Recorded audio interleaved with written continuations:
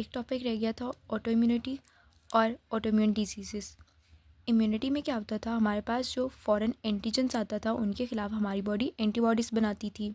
इसमें क्या होगा ऑटो इम्यूनिटी में, जो हमारी इम्यूनिटी है वो टॉलरेट ही नहीं कर रही सेल्फ एंटीजन्स को।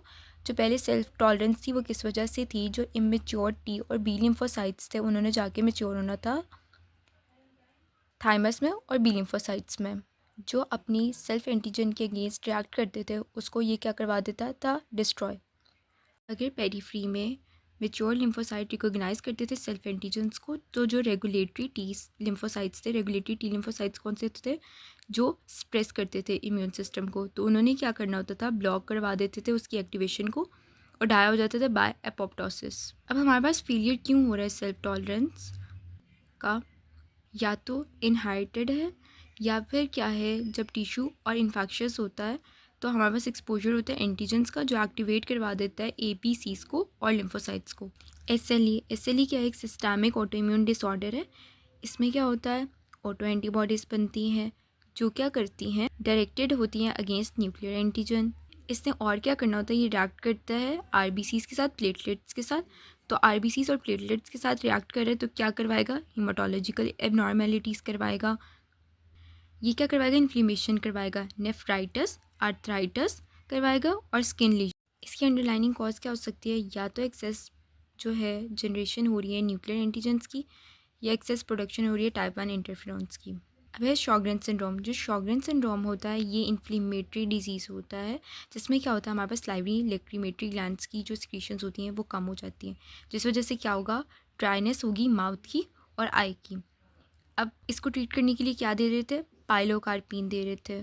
ये कॉस्ट किसकी वजह से होती है, ऑटो इम्यून टी सेल्स की वजह से होती है, जो रिएक्ट करते हैं अननोन सेल्फ एंटीजेंस के साथ, जो कि ग्लैंड्स में होते हैं, या फिर इम्यून रिएक्शन होता है उन वायरस के एंटीजन के ख़िलाफ़ जो कि इन्फेक्ट कर रहे हैं हमारे पास टिश्यू को। सिस्टेमिक स्क्लेरोसिस, इसको स्क्लेरोडर्मा भी कहते हैं। स्क्लेरोसिस क्यों हो रही है, क्योंकि फाइब्रोसिस हो रही है। फाइब्रोसिस क्यों हो रही है, क्योंकि जो टी सेल्स होते हैं उन्होंने प्रोड्यूस करना होता है साइटोकाइंस। जो साइटोकाइंस होता है उन्होंने एक्टिवेट करवाना होता है फाइब्रोब्लास्ट को, और इसकी वजह से क्या हो जाती है, फाइब्रोसिस हो जाती है। इसको स्क्लेरोडर्मा कहते हैं। डर्मा क्यों कहते हैं, क्योंकि ये इन्वॉल्व करती है स्किन को, इसलिए इसको स्क्लेरोडर्मा कहते हैं। और जीआईटी ट्रैक को भी ये इन्वॉल्व करती है। ये एंडोथीलियल इंजरी भी कॉज करवाती है और माइक्रोवास्कुलर डिजीज़ भी। अब जब एंडोथीलियल जो है उसकी इंजरी हो जाएगी तो क्रॉनिक इस्कीमिया भी हो जाएगा। हमने ट्रांसप्लांटेशन कर लिया था, इसमें हमने पढ़ा था कि जो हैला जीन होती है वो हाईली पॉलीमॉर्फिक होती है। इसी वजह से क्राफ्ट रिजेक्शन किसकी वजह से होती है, हैला एंटीजन की वजह से होती है। ये रिकोगनाइज़ करते हैं, हमारे पास जो होस्ट के टी सेल्स होते हैं वो रिकोगनाइज़ करते हैं। ये दो तरह रिकोगनाइज़ कर सकते हैं, या डायरेक्टली या इनडायरेक्ट पाथवे से कर सकते हैं। जो डायरेक्ट पाथवे है उसमें जो ग्राफ्ट के ABCs थे वही हैला को लेके चले जाते हैं उसके होस्ट टी सेल्स के पास, यानी वो गद्दारी करते हैं। इनडायरेक्ट एक्टिंग में क्या होता है, हमारे पास जो पुलिस होती है, यानी होस्ट के ABCs जो होते हैं वो हैला को पकड़ के ले जाते हैं टी सेल्स के पास, आर्मी के पास।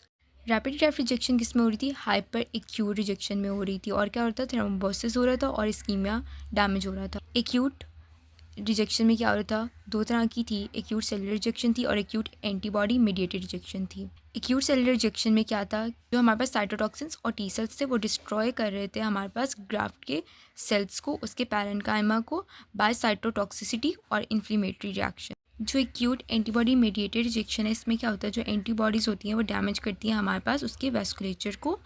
और क्रॉनिक रिजेक्शन में क्या होता है, ये डोमिनेट होता है हमारे पास वैस्कुलर सिस्टम पे, तो ये क्या करवाएगा, एथेरोस्क्लेरोसिस करवाएगा और इस्कीमिया इंजरी करवाएगा, जो किसकी वजह से हो रही है, हमारे पास टी सेल्स और एंटीबॉडीज़ की वजह से हो रही हैं।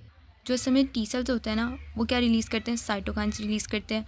उसने क्या करवानी होती है, प्रोलिफरेशन करवानी होती है वैस्कुलर स्मूथ मसल्स की, इस वजह से एथेरोस्क्लेरोसिस हो रहा है। और जो एंटीबॉडीज़ होती हैं उन्होंने क्या करना होता था, एपिथेलियल इंजरी करवानी होती थी, जिसकी वजह से क्या होगा, इस्कीमिया हो जाएगा। Primary inherited immune deficiency disease में क्या होगा, इनहेरिटेड है, हमारे पास इनहेरिटेड कौन सी इम्यूनिटी थी, इनेट इम्यूनिटी, यानी इनेट इम्यूनिटी इन्वॉल्व होगी और हमारे पास किस जीन में म्यूटेशन होगी, जो लिम्फोसाइट्स की मैच्योरेशन को कंट्रोल करेंगे। सबसे पहले एक्स एस साइट। एक्स क्यों है, क्योंकि ये एक्स लिंक्ड है और इसमें किसकी होती है, दोनों की मैच्योरेशन डिफेक्ट होती है, टी की सेल्स की भी और बी सेल्स की भी। ऑटोसोमल रिसेसिव एस साइट में किसकी होती है, टी सेल्स की डेवलपमेंट जो है वो फेलियर होती है। एक्स लिंक्ड ए गैमा ग्लोबिनीमिया में किसकी होती है, हमारे पास बी सेल्स की मैचुरेशन फेलियर होती है। अब इसकी कॉज देख लो, इसमें क्या हो रहा था, इसमें हमारे पास जो कॉमन गैमा चेन होती है उसकी म्यूटेशन हो जाएगी। उसकी वजह से क्या होगा, इंटरल्यूकिन 7 सिग्नलिंग नहीं होगी और हमारे पास लिम्फोपोइसिस नहीं होगी। ऑटोइम्यून रिसेसिव इस साइड में क्या हुआ है, इसमें हमारे पास जो जीन इनकोड करी थी एडिनोसिन डीएमाइनस को, उसके अंदर म्यूटेशन हुई, हमारे पास टी सेल्स की डेवलपमेंट नहीं हुई और हमारे पास जो एंटीबॉडी रिस्पॉन्स था वो डिफेक्टिव हुआ। एक्सलिंक्ट अमाइनो ग्लोबलिनीमिया में क्या होता था, हमारे पास बीटी के जीन्स में जो है म्यूटेशन होती थी। डायगोर्ज सिंड्रोम में क्या होता था, हमारे पास जो थाइमस है उसकी ही डेवलपमेंट सही से नहीं होती थी, जिस वजह से टी सेल्स डेफिशिएंसी होती थी, क्योंकि टी सेल्स ने कहाँ जाके मैच्योर होना होता था, थाइमस में। जो एक्सटिंक्ट हाइपर आईजीएम सिंड्रोम होता है, इसमें आईजीजी, आईजीए और आईजीई जो है वो नहीं बनता है। और जो हमारे पास सिलेक्टिव आईजीए डेफिशिएंसी होती है, इसमें हमारे पास किसकी डेफिशिएंसी होगी, स्पेसिफिकली आईजीए की होगी। Human immuno deficiency virus, HIV virus को CD4 रिसेप्टर्स चाहिए होता है। ये कौन से सेल्स पे होता है, हेल्पर टी सेल्स पे होता है, मैक्रोफेजेस और डेंड्रिटिक सेल्स पे होता है। ये इनको क्या करवाता है, इन्फेक्ट करवाता है। उसके बाद इसने क्या करना है, इसने अपना प्रो वायरस जीनोम को इंटीग्रेट करवाना होता है होस्ट सेल्स के डीएनए के साथ, और उसके बाद इसने जीन एक्सप्रेशन करवानी है इन्फेक्शियस सेल्स बना के।